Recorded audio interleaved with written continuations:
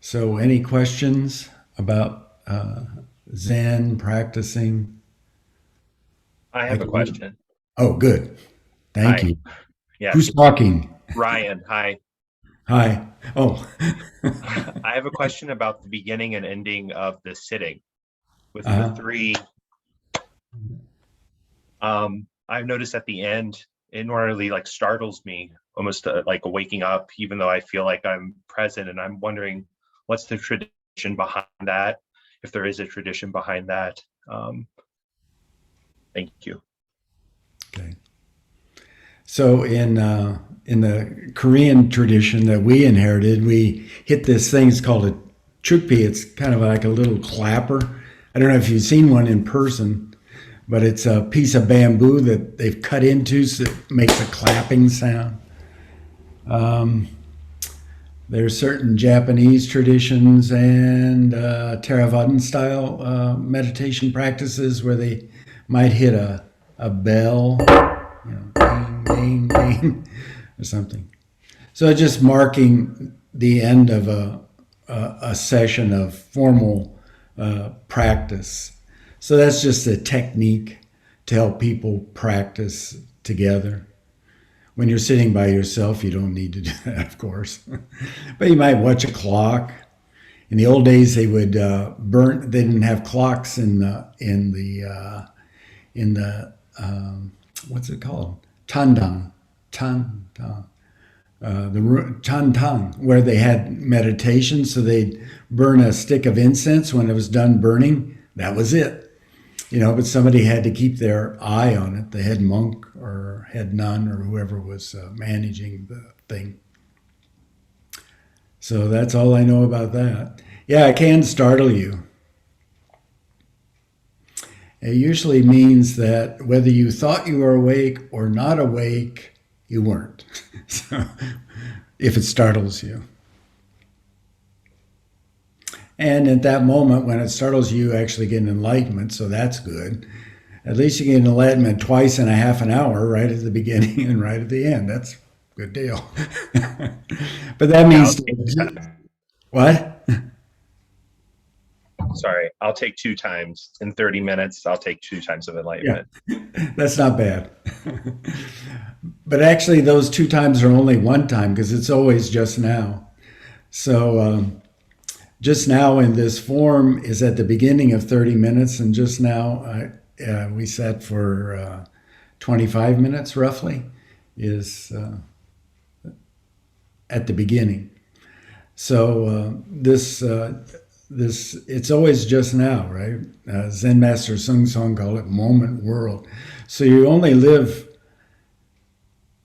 in this moment, but that moment already went by.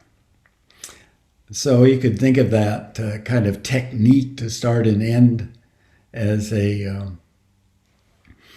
way to be return to your true life, which is in just this moment. Okay. Any other questions? I have a question. I was chanting the Great Dharani this morning, and I noticed that I usually count, 1, 2, 3, 4, 5, Uh, 8, and then I start seeing, But this morning, it was interesting because I suddenly found myself, I had started chanting without counting the beats. So it got me, sort of moving my mind about chanting meditation that it really is a strong practice in the sense that you sort of stop thinking about what you're doing and as you learn the chants, not the words, because I always use a chanting book, I have terrible memory, but just the rhythm of the chant and to know when to start, or the Great Dharani, which I like, when to change the pitch. And so if you can comment on chanting practice and really when you start to digest it. mhm. So, like Ting said, chanting practice means just do it, right? So if you screw up, if you're tone deaf, I even knew a monk that was what I don't even know what it's called. Tone deaf means you can't have you don't follow pitch very well. But we had a monk one time who was also arrhythmic. He couldn't keep rhythm. And when he led chanting, it was just a complete disaster from an aesthetic point of view, right? But from a practice point of view, we just did it, right? You just plow through it. It's not, you experience it as not very pleasant, which just means you don't like it.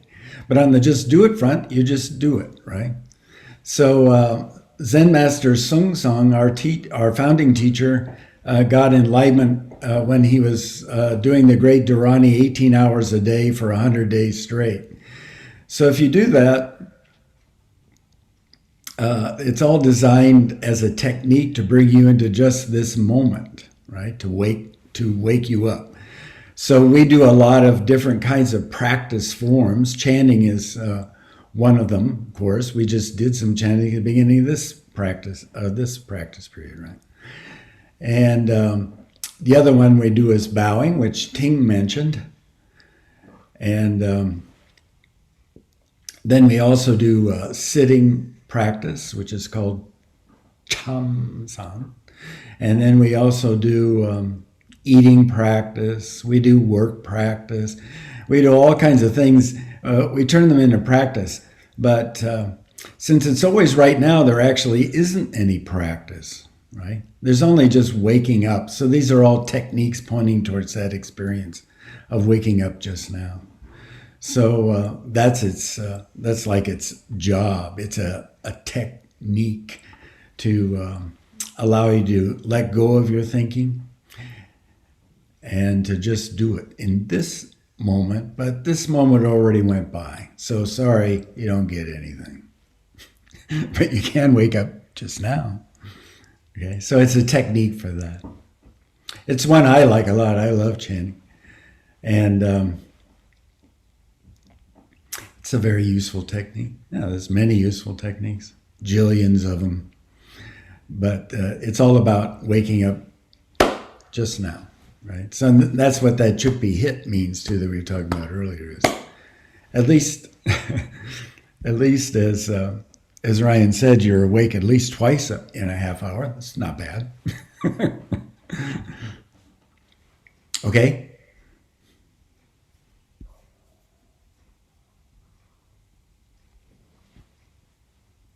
So one thing you might not know about chanting, which when I first learned about it, I never thought about it, is, we're doing these Korean chants, or what we call Korean chanting, and it is Korean chanting, and then you have to read the translation, right? But Koreans mostly don't know what they're chanting either, because they're actually chanting in transliterated Chinese. So if you had to ask them what a particular thing was, they don't know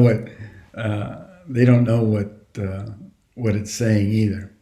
But essentially, it's just do it, right? So to some extent, not knowing what it says removes one distraction. You're not pondering what the words are because you don't know what the heck they are. So you just kind of you just do it. It's a technique for coming into just now, not to come to any understanding of anything. But that's true understanding, is waking up just now. Any other questions?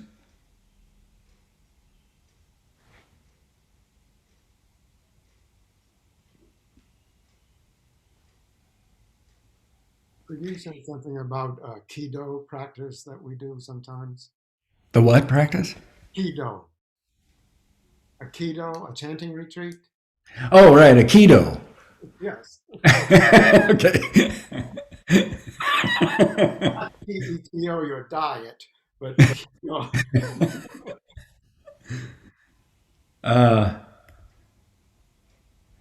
Yeah, some people would. You mean chanting? Some people will do chanting retreats.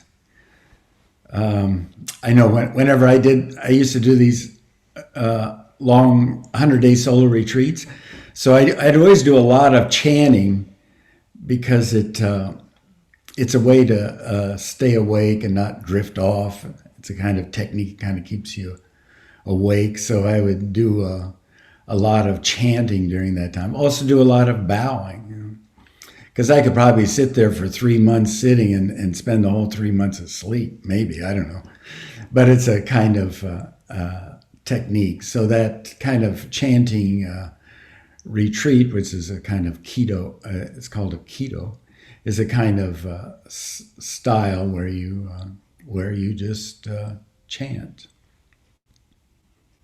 But all of those techniques, in the end, they all boil down to the same thing. It's a technique to wake you up just now.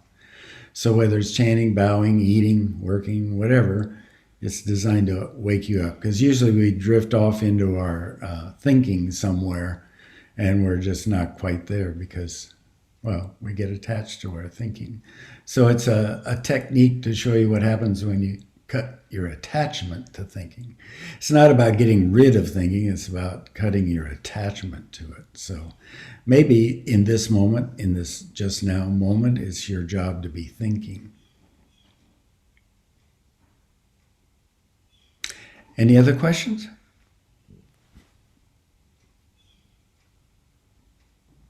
I just have a random thought question. I'm curious. I am still fairly new to the Zen practice of meditation, but if the chanting is really a technique to waken us, then could we, as an individual or even say a sangha, come up with our own chanting, and maybe the words are to us nonsensical, but we make up our own words and then chant those? Would that still have the same technique and significance as any other chant that's been passed down through tradition?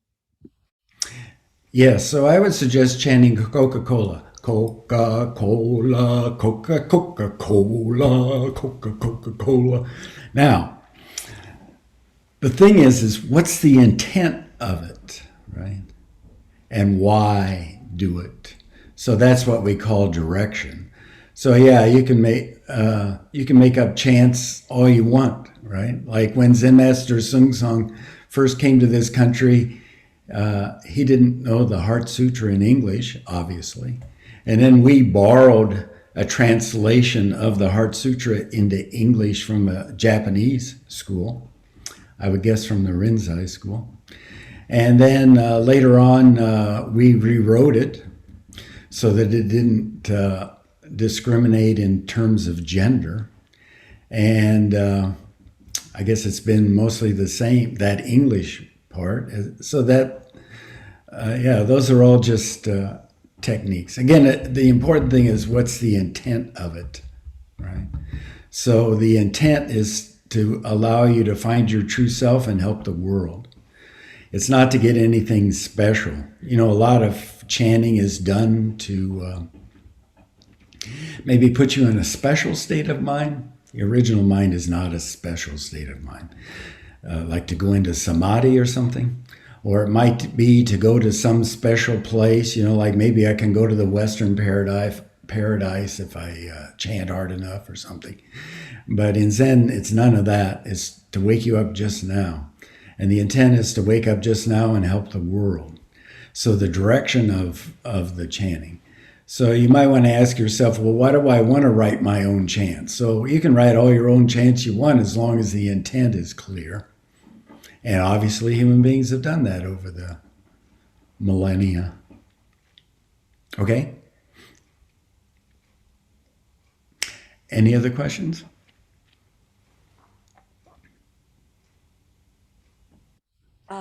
I've been thinking about walking meditation, and I assume it's the same thing as chanting, but I wouldn't know when I was walking if I was doing a walking meditation or not. Right. So, yeah, that's another thing that we do, obviously, is walking meditation. And, we hold our hands like this. Some people hold their hands like this. Some people hold their hands like this, right? So there's many, many different techniques of walking meditation. In the Lin Chi school, they walk very fast. In the Cao Dong Zhong school, they walk very slow. In the Vipassana style, I think, if I remember correctly, they walk quite slow. Sometimes we'll even run. So that's called running meditation. So again, it's human beings' bodies are not designed to sit for long periods of time. So we get up and do walking. And that's the intention there, is to wake you up too, and to relax your muscles and stretch out a little bit. So, but it's done in the context of practice. It's a walking meditation. So there's many different styles. But again, it's a technique to bring you back into this particular moment. So that's the intent of all these different styles, and to wake you up. We do it as together action. So traditionally we'd keep like something like 1 meter between each person, and you look at the small of the back of the person in front of you, and you hold your hands a particular way, and we do it at a particular pace. But those are all just parts of that technique. They aren't special. So you aren't necessarily paying attention to the birds and the flowers and the trees. You're trying to have a somewhat empty mind. No, I wouldn't try to have an empty mind. I would pay attention to everything. So if you're walking out, yeah, you're going to hear birds. So what? Don't attach to any of it. So all that stuff will come into your attention, right? Your intention is actually infinite in space and time. So it's hard to remove the birds from infinite space and infinite time. So just pay it. It's just about paying attention. So don't want to keep your mind in anything special. Return to your original mind. Your original mind is not special. It doesn't have this and it doesn't have that. So some people are bothered by the sound of birds, particularly if it's a bird they don't like.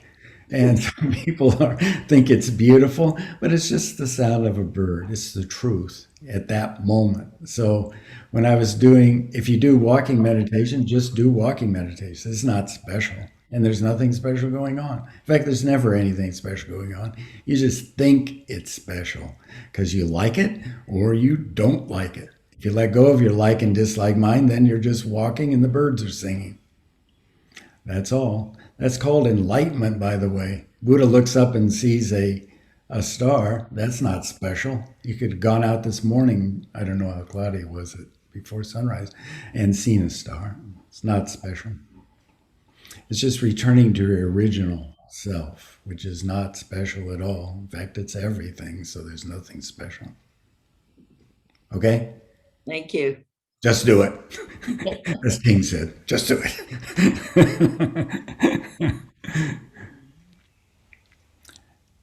So that's enough. And I'll turn you over to the announcement thing. Thank you for listening, and thank you for coming to practice. That's very important.